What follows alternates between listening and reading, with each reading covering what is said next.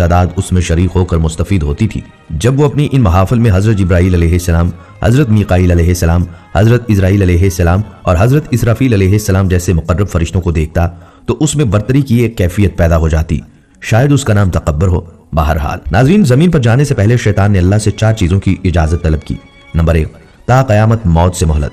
Number 2, अहले जमीन को बहकाने की कुव्वत। नंबर 3, हियत तब्दील करने की सलाहियत। नंबर 4, औलाद कसीर और उनकी तवील उम्रें।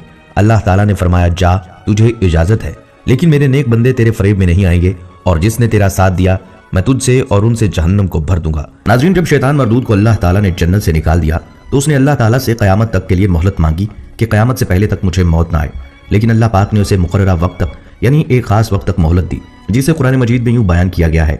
उसने कहा, ए परवरदिगार, लोगों की जिंदा किए जाने तक मुझे मोहलत दे। फरमाया, तुझे मोहलत दी जाती है वक्त मालूम के लिए। मुफस्सिरीन के मुताबिक वक्त मालूम वो वक्त होगा जब हजरत इसराफील अलैहिस्सलाम पहली दफा सूर फूंकेंगे।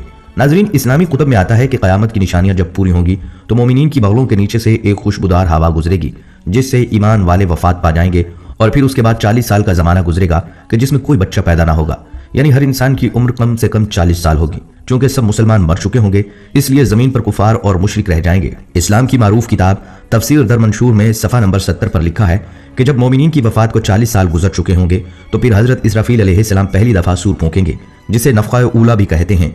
शुरू में इसकी आवाज़ बहुत कम होगी कि लोग कान लगाकर सुनेंगे, फिर ये बढ़ती बढ़ती इस कदर ज्यादा हो जाएगी कि कानों के पर्दे फट जाएंगे, उनके नथनों से पीप बहना शुरू हो जाएगी और लोग मर जाएंगे। इंसान, जिन्नात, फरिश्ते, यहाँ तक कि शैतान इब्लीस को भी नफ़क़ा ऊला के वक्त मौत आ जाएगी।